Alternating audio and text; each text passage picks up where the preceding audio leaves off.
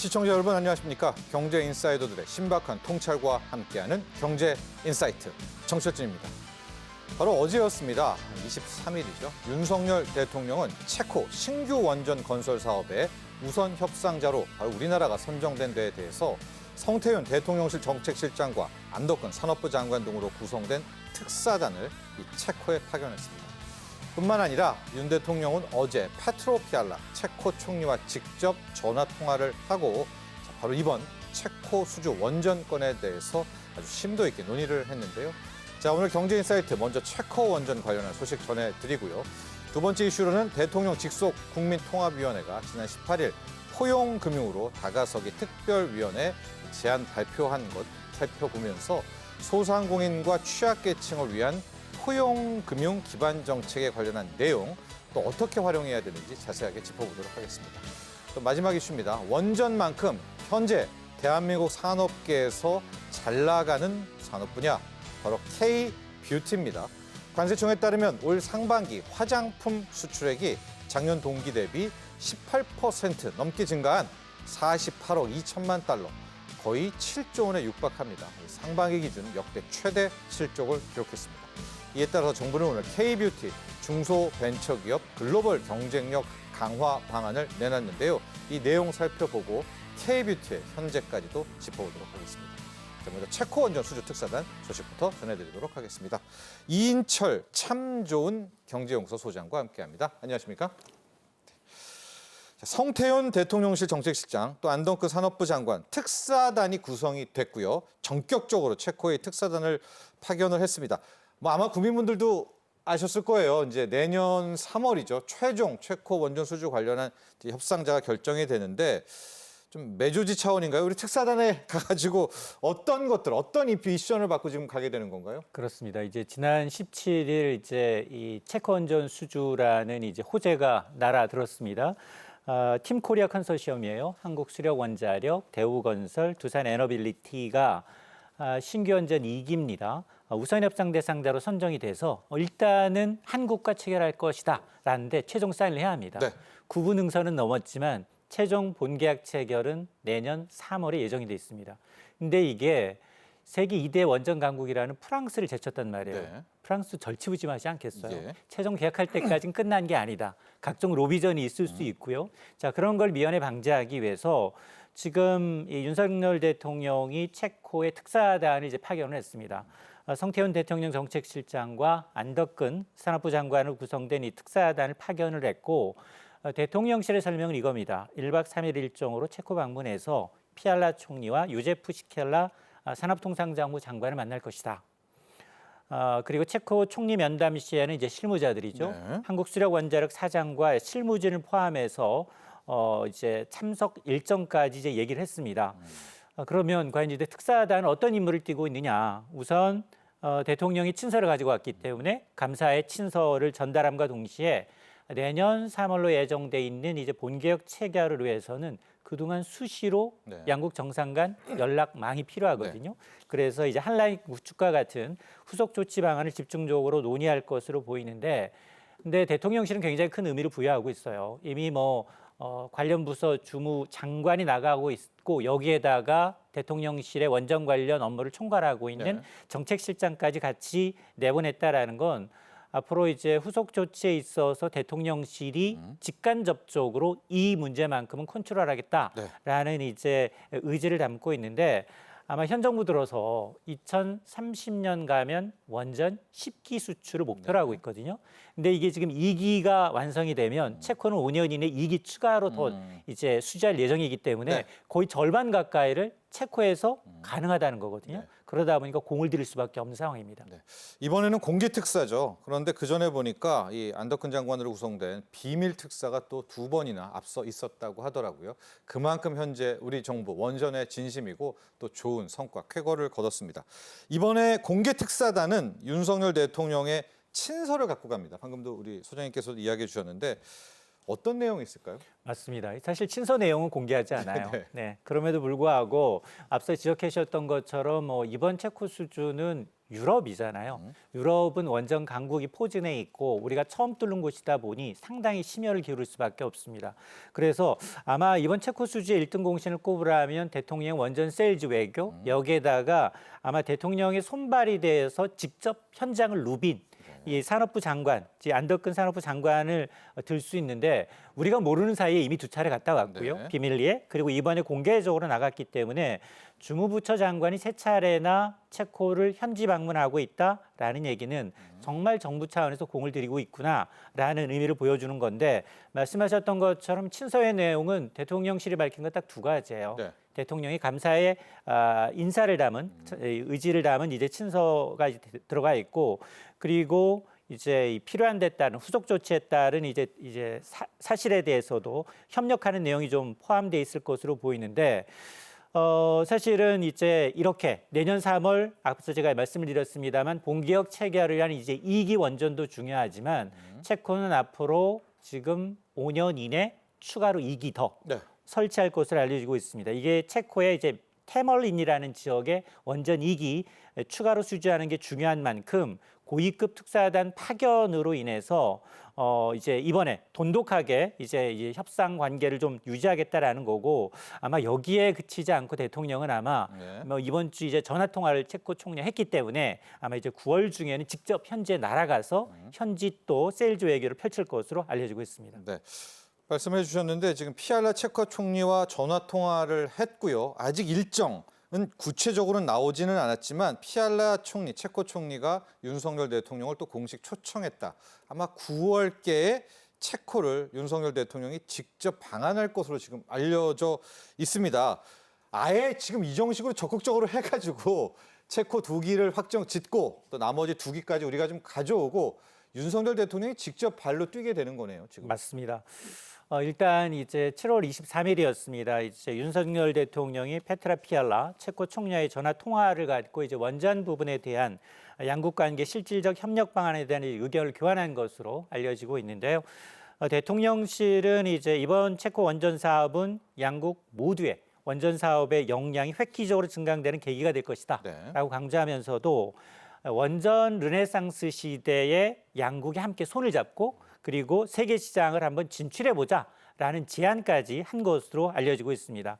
이에 대해서 이 피알라 총리의 경우에는 신규 원전, 체코에서 이제 신규 원전이라는 건 어떤 체코 자국의 에너지 완보 차원에서의 확보도 중요하고 산업 경쟁력을 강화하기 위한 중요한 전기가 될 것이다라고 밝히면서 앞으로도 이번 이제 협력을 통해서 양국의 강력한 전략적 파트너십이 더욱 공고해지길 기대한다라고 이제 화답한 것으로 알려져 있어서 아마 양국 정상은 이번 원전 사업을 계기로 해서 교역뿐 아니라 투자 그리고 첨단 산업으로 전반적으로 확대해서 한국과 체코가 이 전략적 이 동반자 관계를 더욱더 심화시켜 나가는 계기가 될 것으로 보이고요. 네. 아마 이미 이제 이 피알라 총리 이제 초청을 했기 때문에 네. 아마 이제 적정한 이제 시기, 편안한 시기, 9월 중으로 알려지고 있는데요. 체코를 방문해서 외교 경로를 통해서 이제 이런 구체적인 어떤 협력 부분, 양국의 협력 부분에 대한 논의가 이제 급물살을 탈 것으로 예상이 됩니다. 네. 이번 9월에 체코를 직접 방문하게 됩니다. 윤석열 대통령 또 특유의 세일즈 외교를 펼칠 것으로 보여지거든요. 아마 원전뿐만이 아니라 지금 우리와 체코의 엮인 산업 분야들이 좀 있거든요. 전반적인 또 세일즈 외교가 펼쳐질 것으로 보여집니다. 자, 끝으로요. 이제 체코 원전도 체코 원전이지만 체코 원전 넘어서 유럽 원전도 가져와야 될 것 같고 우리 한국 원전 산업의 남은 과제 정치권 또 국민들이 한마음 한뜻으로 뭉치는 것도 중요하지 않습니까? 어떤 조언해 주고 싶습니까? 맞습니다. 이제 유럽은 지금 안정적인 에너지를 확보해야 되고요. 여기다 탄소 중립이라는 목표를 달성하기 위해서는 원전 지금 이 건설에 네. 수주에 굉장히 박차를 가할 것으로 보입니다. 그런데 이런 원전 수주의 변수라고 하면 내부적인 요인이기도 합니다. 네. 사실은 미국의 이 웨스팅하우스라는 이 업체와의 소송전이 변수가 될 것으로 지금 보이는데요. 네. 2009년이었습니다. 아랍에미레이트 이제 바라카 원전 수출 때부터 이어져 왔던 미국 경쟁사이기도 한데요. 웨스트하우스와 이제 지적재산권 소송이 현재 진행 중에 있고 또 K원전이 풀어야 할 과제로 꼽히고 있는데요. 이 웨스팅하우스는 이 한국형 원자로가 자사의 수출을 기반으로 개발됐다. 네. 자사의 어떤 기술을 기반으로 개발됐기 때문에 미국의 동의 없이는 한국이 원전을 단독으로 수출할 수 없다라는 논리를 펼치고 있습니다.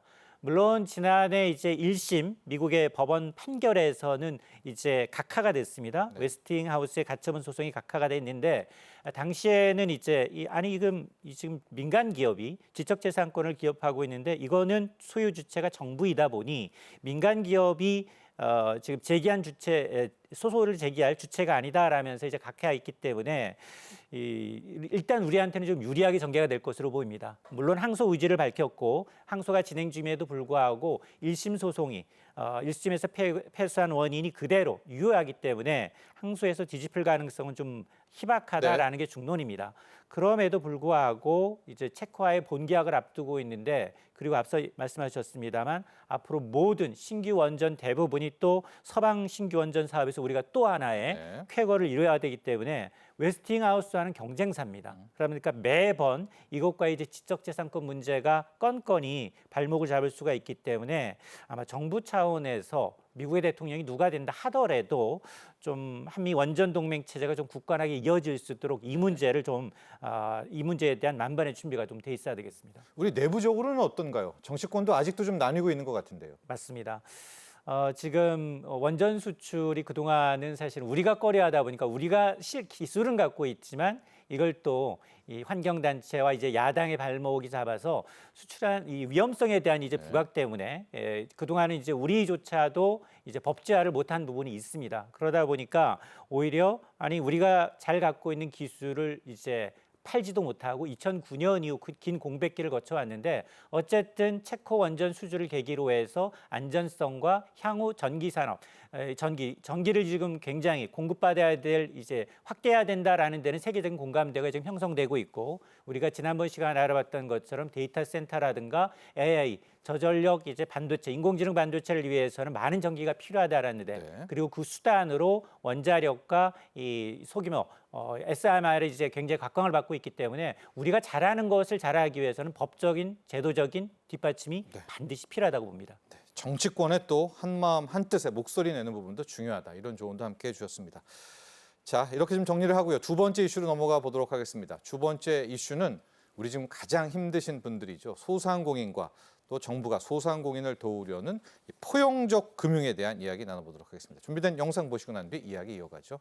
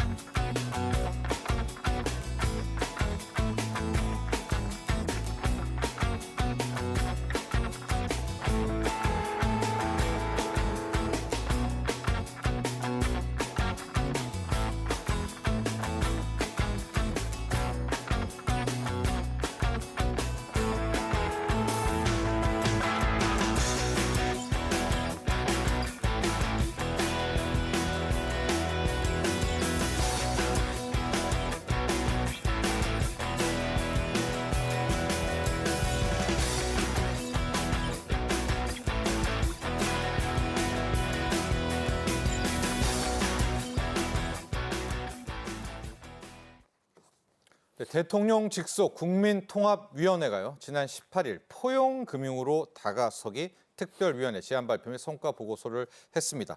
포용금융, 아마 여러분들 잘 아시는 분들도 계시겠고 처음 듣는 분들도 계실 것 같은데요. 취약계층 또 소상공인의 자생력 강화를 돕는 또 그런 정부의 정책 제안이자 실제적인 지원 정책이다. 이렇게 볼 수 있을 것 같습니다. 자, 저희 두 번째 이슈 포용금융에 대한 이야기 또 그리고 힘든 소상공인과 또 취약계층에 대한 금융 지원에 대한 부분들 함께 이야기 나눠보도록 하겠습니다.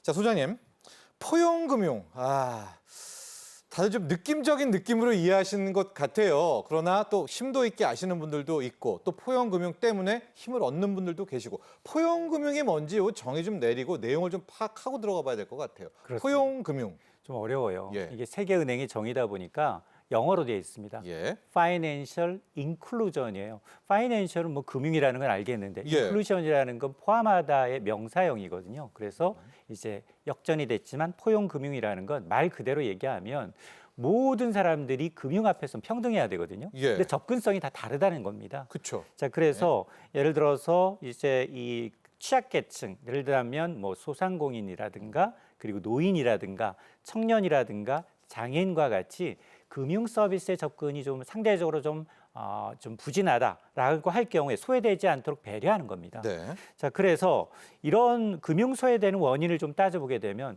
나는 좀 신용도가 낮아서 은행 문턱이 높을 수도 있고요. 네. 그리고 또 이 점포가 인위적으로 이제 물리적으로 점포가 없기 때문에 우리 지역에는 이제 이 점포가 없다 보니까 좀 금융의 접근성이 낮아질 수도 있고요. 또 오프라인이 하나, 없으면 못 가신 분들 많아요. 맞습니다. 예. 아니 대환대출 플랫폼을 스마트폰으로 할 수 있는데 그걸 모를 수도 있거든요. 예. 그러니까 문맹도 있을 수 예. 있고요.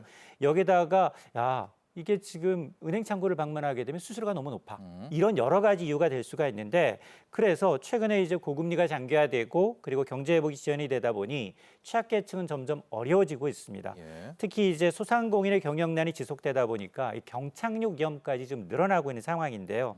그래서 금융기관들이 이렇게 어려우면 보수적으로 정책을 잡습니다. 네. 당연히 지점을 줄이죠. 대출 전략도 신용도가 더 높은 사람한테만 대출해 주게 됩니다. 그리고 야 이렇게 대면으로 하게 되면 불필요한 이자 비용이 지출 비용이 나가니 오히려 이제 점포를 줄이고 비대면을 채널을 좀 활성화할 수가 있는데 이러다 보니까 이제 금융 취약계층에 대한 이 금융 접근성은 더욱더 떨어진다라는 이제 지적이 나오고 있는 겁니다. 그동안 이제 포용금융하면 그냥 야, 소상공인들 어려우니 이자 부담 좀 덜어주다. 굉장히 일시적이고 단편적인 이제 이 도움이었다면 이번에 윤석열 정부가 지금 내세우고 있는 이 2024년 경제 성과와 이제 경기 회복의 온기를 국민의 삶 구석구석으로 전파하기 위해서 어쨌든 올해를 민생 회복의 원년으로 삼고 있는 만큼 네. 소상공인 그리고 취약계층의 금융 지원을 지속적으로 좀 강조를 하면서 시행하겠다. 특히나 이런 이제 포용금융 확산을 위해서 정책 과제를 좀 발굴하기 위해서 네. 특별위원회까지 지금 출범을 시킨 상황입니다. 예.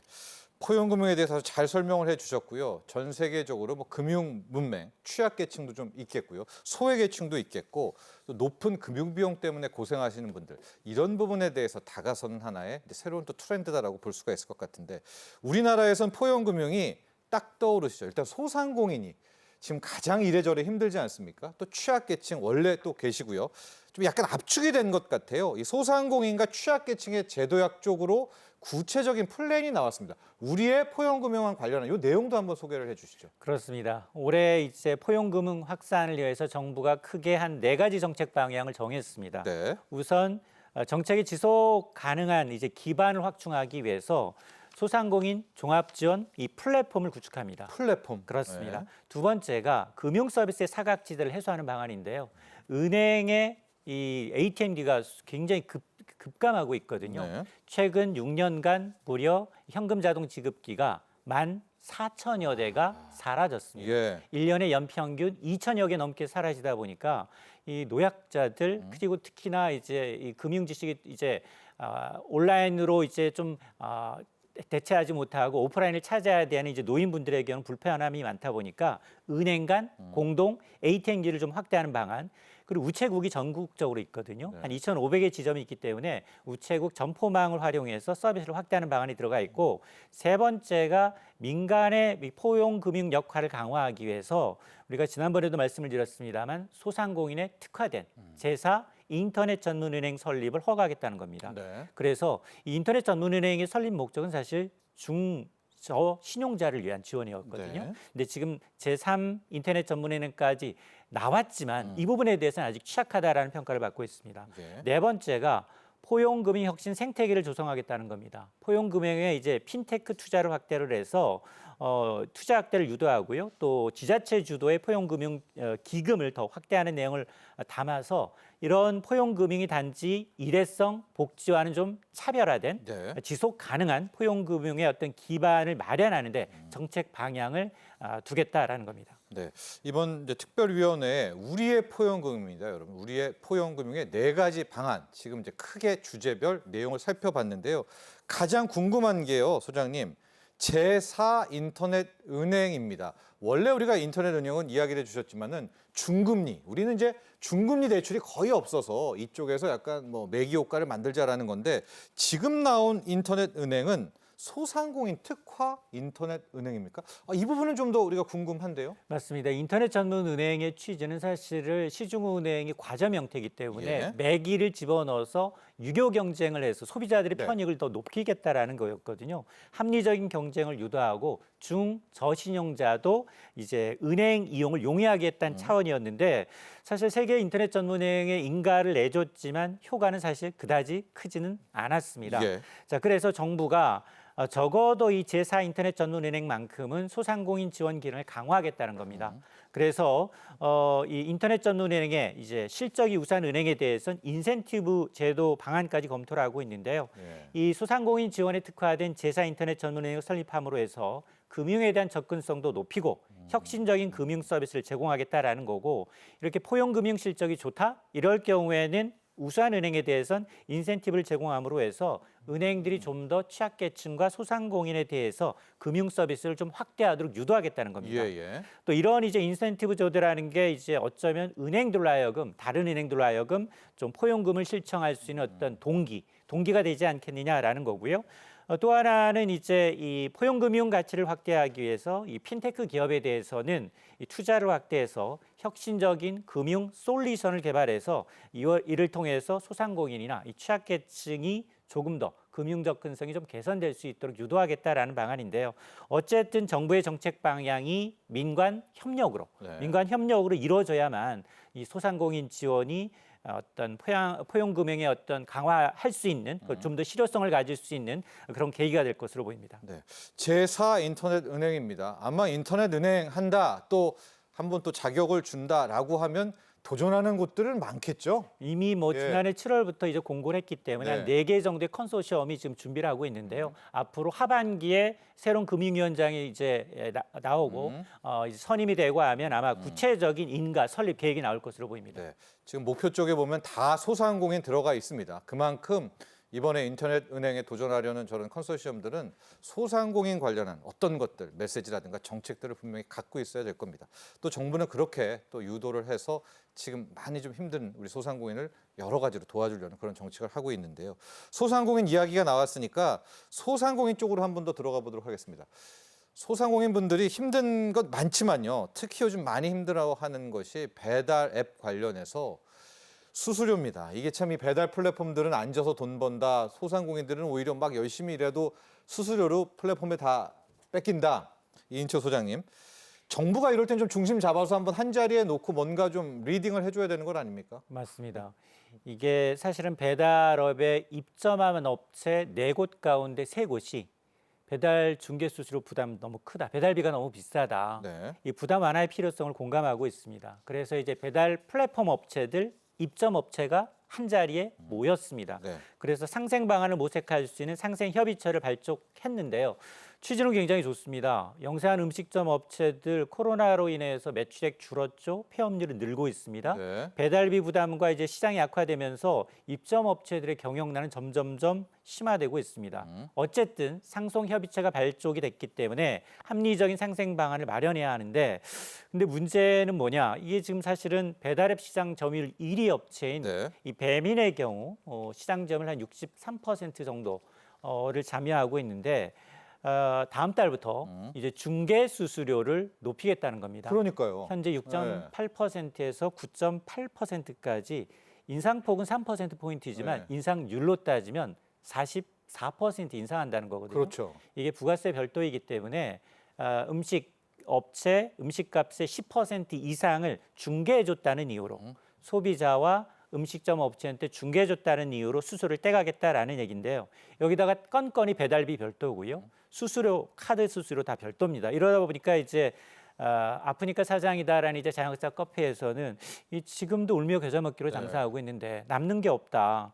배달 플랫폼 기업들이 횡포다라는 지적이 나오고 있는데 물론 이제 이 출범식에서는 다 대표들이 모여서 상생 방안 찾겠다라고 했는데 업계 1위 업체가 이렇게 치고 나가다 보니 맞아요. 맞습니다. 그 예. 후발 업체들도 따라갈 수밖에 없거든요. 자, 그러다 보니까 물론 기업의 가격 정책은 존중해야 합니다. 그럼에도 불구하고 물가와 소상공인, 자영업자들한테 큰 영향을 미친다라는 점에서 정부가 좀 중재에 나서서 정확한 네. 실태를 좀 파악을 하고 그간 이제 합리적인 수준, 최적의 어떤 해법을 좀 찾아야겠습니다. 그렇습니다. 지금 일시적으로 아마 배달앱 이용하시면은 뭐 배달 서비스 무료 뭐 이러잖아요. 이게 꿍꿍이가 다 있는 거예요. 이제 곧 올린다고 합니다. 이런 부분들은 지금 당국이 좀 나서고 있으니까 한 자리에 모여서 우리가 좀 심도 있게 논의를 하면 좋을 것 같습니다. 자, 마지막 질문입니다. 저희 소상공인들이 약간 테마가 바뀌었기 때문에 이것도 알려줘야 될 것 같아요. 지금 이 방송을 보고 계시는 우리 사장님들, 소상공인분들도 많이 있는데요. 지금 2천억 규모로 중소벤처기업부입니다. 중저신용 소상공인에 대한 정책 자금 지원 지금 계획이 돼 있죠. 이 내용도 함께 좀 전해주시죠. 그렇습니다. 이제 중소기업의 이제 지금 폐업률이 더 높아지고 있고요. 그리고 이제 연체율이 좀 급상승하고 있습니다. 때문에 정부가 한 2천억 원 규모의 이제 추가 정책 자금을 지원하기로 했는데요. 네. 7월 31일부터입니다. 이는 이제 소상공인, 자영업자의 종합대책의 후속 조치이면서 지원 대상을 저신용자에서 중신용자까지 대상을 확대했습니다. 네. 자, 그래서 지원 대상은 이제 나이스 평가 신용 점수 기준인데요. 839점 이하의 중저신용자입니다. 이하입니다. 맞습니다. 기존의 744점 이하에서 대상자가 더 늘었죠. 신청 조건은 이제 신용평점 839점 이하이면서 업력이 석 달 이상, 90일 이상이고요.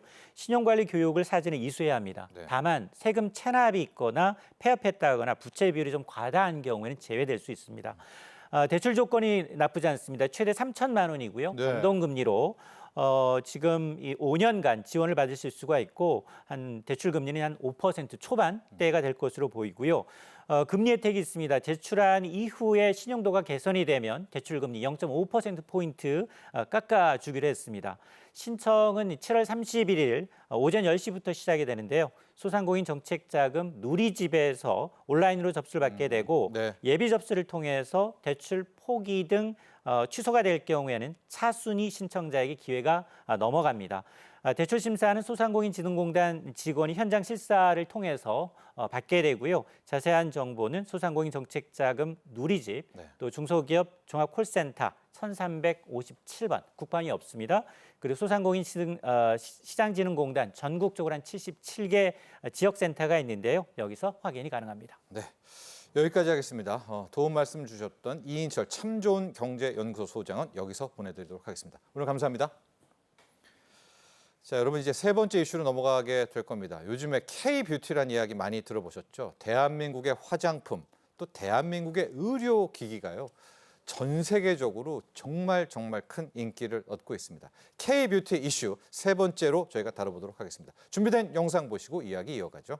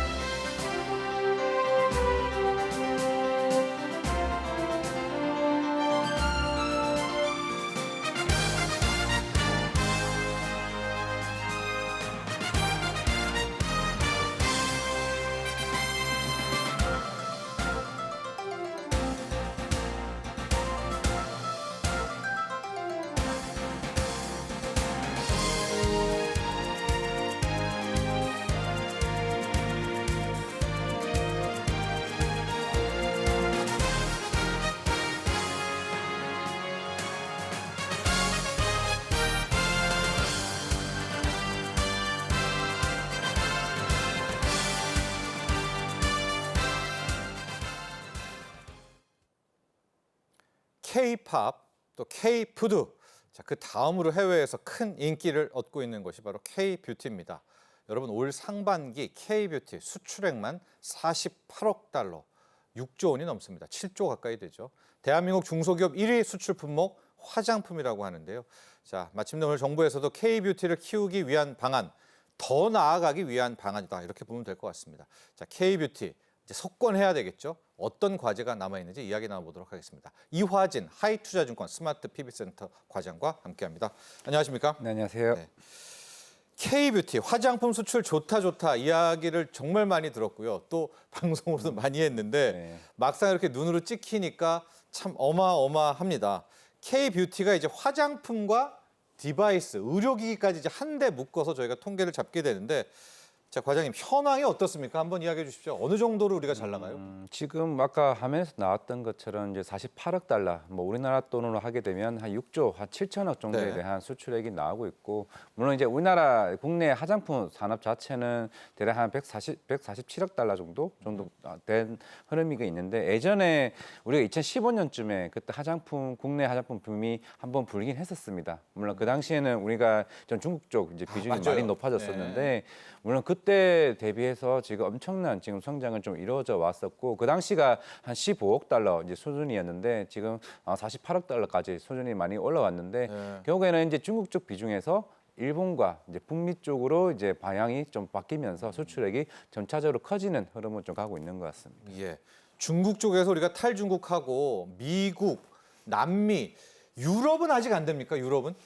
유럽도 어느 정도 물론 충분히 올라오고는 있겠지만은, 물론 그쪽에는 이제 프랑스가 워낙 이제 압도적으로 나오고 있는 상황이고, 네. 뭐 우리나라 이제 색조 회사들도 최근에 뭐 VT도 마찬가지겠지만은 IPML SC나 아니면은 기존의 클리어 같은 회사들도 네. 이렇게 유럽 쪽의 공략이 올해부터 본격적으로 좀 나오고 있는 측면이 있기 때문에, 작년에는 국내와 일본 쪽 시장에 타겟이 있었다면은 네. 올해는 북미 쪽과 유럽향에 대한 매출이 좀 기대감이 큰 쪽으로 있는 것 같습니다. 네, 이제 저희가 중국 뚫었고요. 미국 완전히 지금 잘하고 있고 남미 쪽 가고 있고 일본도 우리가 있습니다. 마지막이 남은 곳이 실은 고가 화장품의 본거지인 유럽인데 전체 시장을 놓고 보니까요, 과장님. 우리와 프랑스, 이제 프랑스는 완전 고가 라인인가요? 이 두 국의 대결이 좀 상당해요. 이번에 파리 올림픽도 좀 있는데. 네, 그렇죠.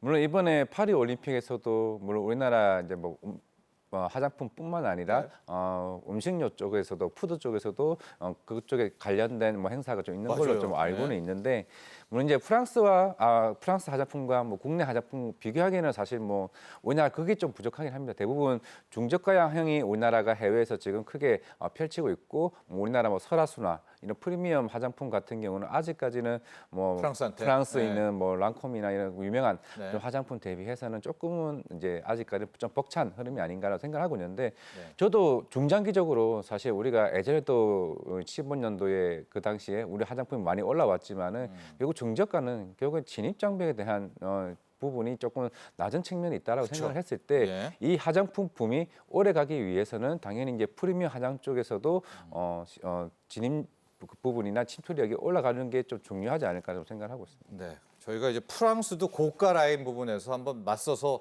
승부를 내야죠. 거기까지도 우리 성장성이 있다 이렇게 보시면 될 것 같고요. 앞서 저희가 K뷰티 이야기를 할 때 화장품도 있지만 디바이스 쪽, 뭐 리프팅이라든가 뭐 이런 것들, 리틀샷 이런 것들이 좀 있는데 그것도 인기가 크다고 합니다. 심지어 남미 이런 곳에서요. 과장님, 네. K뷰티가 왜 이렇게 인기가 있죠? 우리가 갑자기 너무나 이 근본적인 질문인가요? 뭐 좋아서겠지만 뭐 따로 또 인기 비결이 있습니까? 저는 항상 이런 걸 얘기를 할 때 먼저 K엔터가 먼저 시장을 먼저 만들어줬다라 좀 생각을 하고 있습니다. 네. 왜냐하면 우리 색조 화장품도 사실은 일본도 먼저 K엔터가 이쪽 시장을 만들어줬고, 그 유명한 뭐 인플루언서들이나 아니면 연예인들이나 여기서 저 유명한 연예인들이 쓰는 화장품이 뭐지?라고 했을 때 거기서 하나둘씩 이제 올라가는 이제 측면이 있기 때문에 일본이 색조를 만들어줬고, 특히 남미 쪽에서도 예전 우리 뭐 BTS나 뭐 엑소와 같은 유명한 인기 연예인들이 이제 올라와주고, 뭐 트와이스와 같은 여자 걸그룹들이 쓰는 화장품이 어떤 게 쓰냐라고 했을 때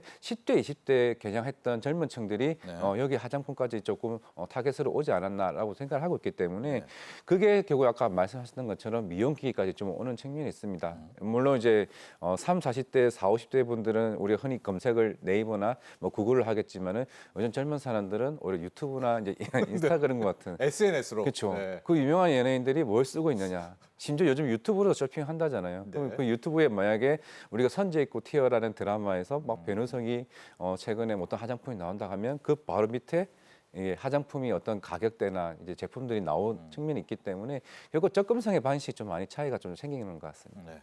시작은 역시 K 컨텐츠. 네. 예, 여기서부터 다 엮이게 되는 이제 그렇게 또 근원적인 분석을 해 주셨고요. 자, 이렇게 되니까 정부도 여기에 힘을 더해 주는데 이유가 있습니다. 지금 보면 우리 K뷰티에 앞서 나간 기업들이 중소기업들이 네. 많아요. 그러니까 혹시 이제 다른 타국들의 대기업의 공세에선 정부의 또 어떤 도움들이 필요할 것 같은데 오늘이었습니다. 중소벤처기업부 식품의약품안전처가 민간과 함께 K뷰티 글로벌 경쟁력 강화 방안을 위한 협력에 나섰거든요. 크게 세 가지 방안을 통해서 이제 정부도 직접 민관이 힘을 모으는 겁니다. 이 내용 좀 자세하게 소개 좀 부탁드립니다. 네, 일단 크게 세 가지 방식으로 네. 민간 협업을 통해 가지고 뭐 인재들을 발굴하거나 화장품 회사들을 육성시키는 이제 방안이 첫 번째고, 이제 두 번째 같은 경우가 우리가 흔히 해외 쪽에 수출 규제에 대한 부분들을 선제적으로 대응해주면서 중요하죠. 체계적으로 하는 거예요. 네. 왜냐하면은 결국에는 똑같이 우리나라 화장품이 딴 나라에서도 똑같이 쓸 수가 없는 상황이고, 그거를 뭐 신흥 시장이나 아니면은 해외 시장 뭐 FDA 뭐 승인을 위해서 협동적으로 이제 도와주는 역할을 할 것으로 보이고 있고, 예. 당연히 세 번째는 K뷰티, 뭐 생태계 레벨업을 얘기했는데 아까 제가 처음에서 얘기했던 것처럼 사실 중국이라는 나라가 우리가 왜 지금 탈중국화 되는지 여부를 봤을 때 말씀드렸습니다. 중저가형 제품들은 진입장벽이 낮기 때문에 언제든지 이 제품들이 누군가 만들어낼 수 있고, 특히 중국의 프로야라는 이제 화장품이 있는데 네. 물론 대중적인 화장품입니다. 그만큼 똑같은 화장품을 만들어내다 보니까 우리나라 아모레퍼시픽이나 LG생활건강 제품들이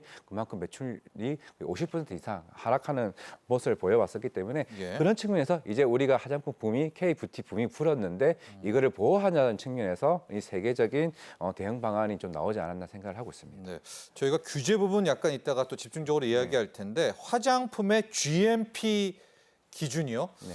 이건 좀 생소하고 전문적일 수가 있는데 이게 좀 보편화가 돼 있나 봐요. 이걸 또 맞추는데 정부도 지원이 좀 필요하다 이렇게 보는 것 같습니다. 이 내용 한번 조금 더 네, 설명해 주시죠. 맞습니다. 이게 흔히 뭐 제약 바이오에서도 많이 쓰이는 용어가 이제 GMP 이 기간인데, 결국에는 흔히 말하는 품질이나 뭐 품질 인증 기간이나 이거를 어디서, 그러니까 어떻게 보면 굉장히 클린룸과 같이 제조하는 데 있어서 안전하고 깨끗하게 할 수 있는 흔히 성능 향상을 할 수 있는 품질 관리 측면에서 인증받은 공장에서만 어느 정도 그걸 생산을 할 수 있는 시설이 있죠. GMP 인증 시설이라고 좀 볼 수가 있는데, 그렇죠. 우리 몸에 직접 그렇죠. 하는 거니까 네. 얼굴에. 예. 결국 그런 측면에서 이제 우리나라 오늘 아까 얘기했었던 예. 중소기업부나 이쪽에서도 식약처에서. 시약처에서도 우리가 이미 올라와 있는 코스맥스나 아니면 한국콜마와 같은 대형 이제 제조사 업체들의 도움을 통해 가지고 향후에 이런 새로운 중 스타트업 업체들이나 이런 게 있으면은 좀 지원을 해줄 수 있는 방안으로 GMP 있는 공장에 향후에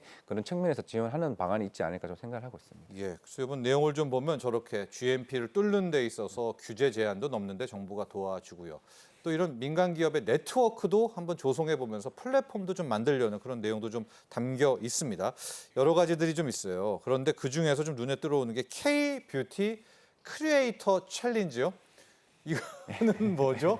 이게 좀 중요한 건가요? 네, 뭐 흔히 말하는 요즘에 우리 화장품이 사실 우리가 그 화장품의 브랜드만 보고 사실 온다라기보다는 아까 얘기했던 것처럼 어떤 접근식의 방식이 좀 다르다고 생각하고 있습니다. 물론 이제 우리가 이제 K뷰티 크리에이터 향후에 발행 진행 절차를 보시게 되면은 아까 얘기했던 후보들이 뭐 아마존이나 아니면은 한국콜마나 그리고 코스맥스 그리고 여러 이런 제조업체들이 있는데 올리브영과 같은 플랫폼 업체들이 있으면은 예. 당연히 각각만의 이거 잘하는 업체들이 있을 겁니다. 뭐 아마존이나 코스맥스와 같은 회사들은 우리는 제조의 능력이 있는 측면이 있으니까 향후에 이런 데이터를 통해서 이거 한번 이쪽으로 한번 타겟을 잡아보시지 않겠어요라는 이제 컨설팅을 하는 방안이 있고, 예. 그리고 두 번째는 여기서 이제 유망 기업을 선정을 하겠죠. 당연히 아마존이든 올리브영이든 여러 플랫폼 업체들이 있고 거기서 어느 제품군들이 많이 나가고 여기 어느 정도 틈새 시장이 있다라고 얘기했을 때 예. 가장 적합한 회사들을 우수 기업을 선정하게 되면은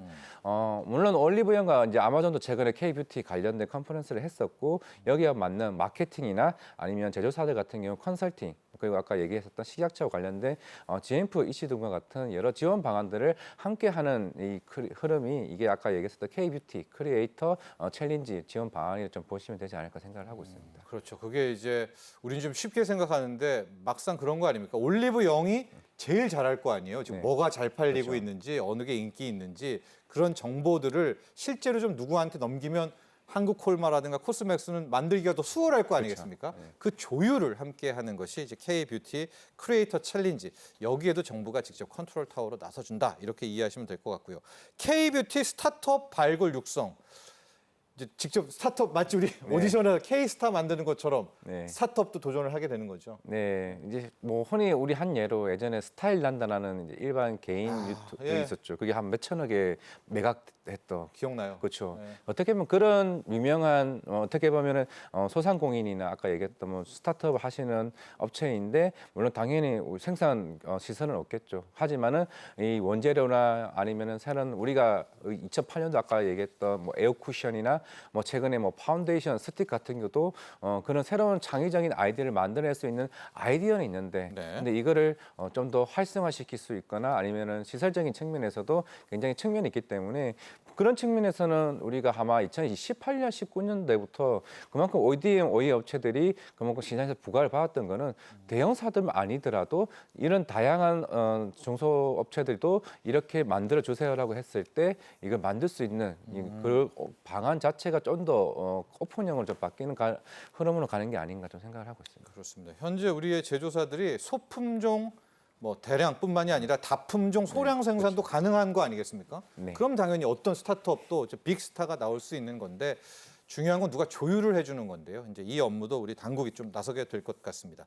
앞서 잠깐 GMP 얘기를 하면서 화장품 수출 규제에 대한 이야기를 나눴었는데 국가별로 수출의 규제들이 좀 있을 것 같아요. 이게 우리가 중소기업들이 갔다가 규제 때문에 막 또 억울한 일 당하면 안 되지 않습니까? 네, 뭐 중동도 굉장히 좀 까다로운 네. 국가들 중에 좀 하나이고 물론 우리나라는 북미 쪽으로 인해서 좀 침투율이 점차적으로 올라가고 있는 추세이기 때문에 그런 FDA 인증이나 아니면은 신흥 국가들 같은 경우는 물론 그 국가에서 쓰지 못하는 본재료도 충분히 있을 거고 그거를 이미 제품은 다 만들어놨는데 나갈 수는 없지 않습니까? 예, 예. 여기는 그걸 이전에 어느 정도 파악을 하고 이건 하면 안 된다라는 이제 규정이나 이런 체계적인 대응을 통해서 향후에 좀 시장에서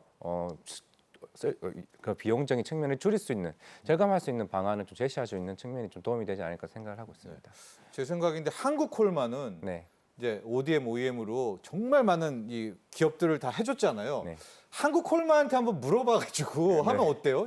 이런 것도 좀 필요할 것 같은데. 네, 충분히 필요하다고 생각을 네. 하고 있고 물론 한국콜마뿐만 아니라 코스메스도 북미 쪽에 공장을 지금 계속 짓고 있고 그러니까 그런 쪽 말이에요. 네. 예, OEM 업체들한테. 당연히 네. 이제 어떻게 보면 비용적인 워낙 지금 운임비도 많이 들고 있는 측면인데 오히려 이런 도움을 얻게 되면 북미 시장에 그런 세금적인 측면도 절감할 수 있는 측면이고 향후에 원료나 이런 측면에서도 굉장히 서포트를 받을 수 있는 측면이 있지 않을까 생각을 하고 있습니다. 그렇습니다.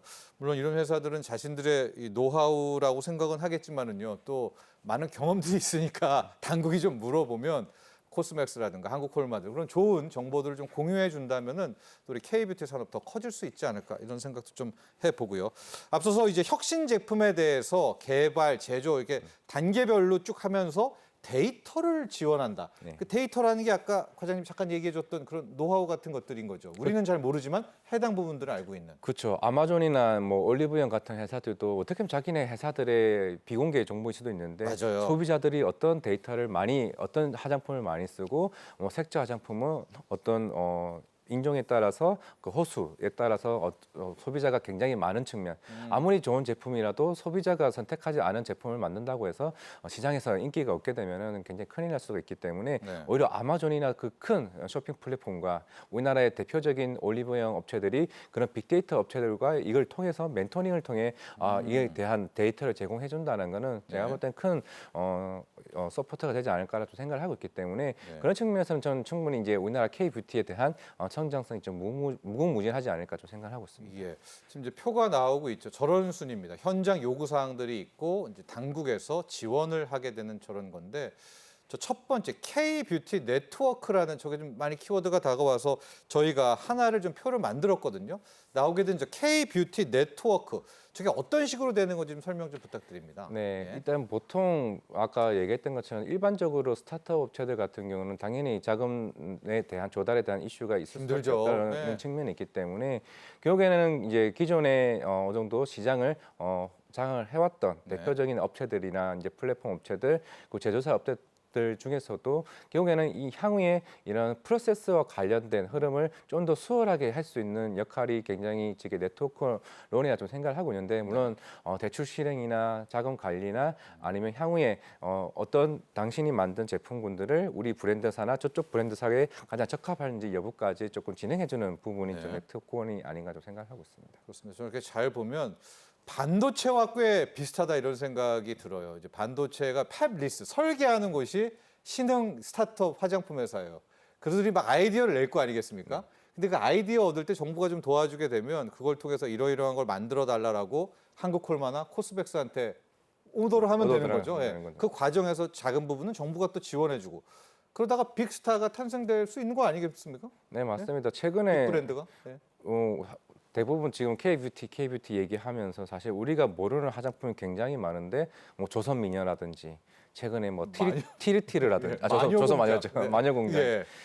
아니면 티르티르라든지 결국 그 회사들이 애초부터 뭐 대형 이게 화장품사가 아니라 아니죠. 작은 회사부터 시작을 했고 지금 거의 몇 천억을 이상 버는 회사로 변모를 해왔습니다. 네. 그런 흐름이 앞으로도 더 많은 제공하기 위해서 오늘 같은 이슈들이 좀 나왔다라 좀 생각을 하고 있기 때문에 네. 물론 그 와중에도 실패했던 회사도 굉장히 많을 거로 보이고 있습니다. 하지만은 그런 측면에서 실패 사례를 줄이기 위해서 이런 소상공인에 대한 이슈들이 시장에서 저는 부각된다고 좀 보이고 있기 때문에 그만큼 K-뷰티에 대한 기대감이 높아질 수 있는 오늘 정책이 아닌가 생각을 하고 있습니다. 그렇습니다. 화장품 업계도 그렇습니다. 아이디어, 참신한 아이디어 있고요. 새로운 트렌드만 만들 수 있는 능력이 있으면은 만들어주는 회사는 지금 짱짱하죠, 우리나라. 예, 한국콜마, 코스맥스 실력들 대단합니다. 이제 그렇게 다 오더 내리면 되니까 처음에 그 만들 때 데이터들 또 창업하려면 돈 필요하잖아요. 그런 것들을 이제 정부가 지원하게 되면 또 K-뷰티가 민관이 협력하면 공고해질 수 있다. 이렇게 보면 될 것 같습니다. 자, 앞으로도 더 K-뷰티는 민관 협동해서 협의체도 운영되고 식약처 뭐 함께 다 뛰어든다라고 합니다. 자, 우리 과장님 보시기에는 민관이 또 이게 잘 만나야지 그렇지 않습니까?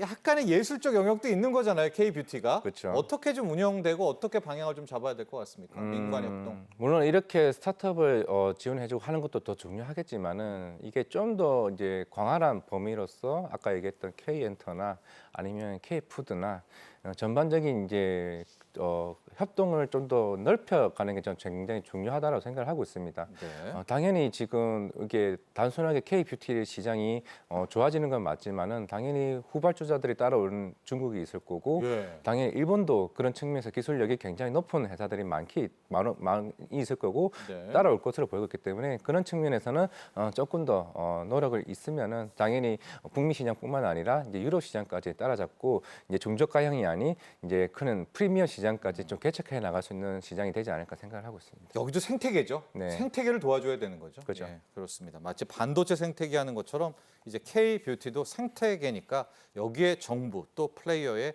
민 함께 좀 협력을 하자. 이런 조언으로 마무리를 하도록 하겠습니다. 자, 오늘 도움 말씀 주셨던 이화진 하이투자증권 스마트 PB센터 과장은 여기서 보내드리도록 하겠습니다. 오늘 감사합니다. 네, 감사합니다.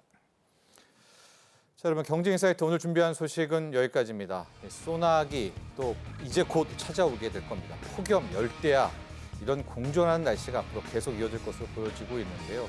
변덕스러운 날씨에 자칫 여러분들 많이 지칠 겁니다. 건강에 더욱 유의하시기 바랍니다. 저희 경제인사이트는요. 금요일입니다. 금요일 오후 3시에 여러분 다시 찾아뵙겠습니다. 오늘도 함께해 주신 시청자 여러분 감사합니다.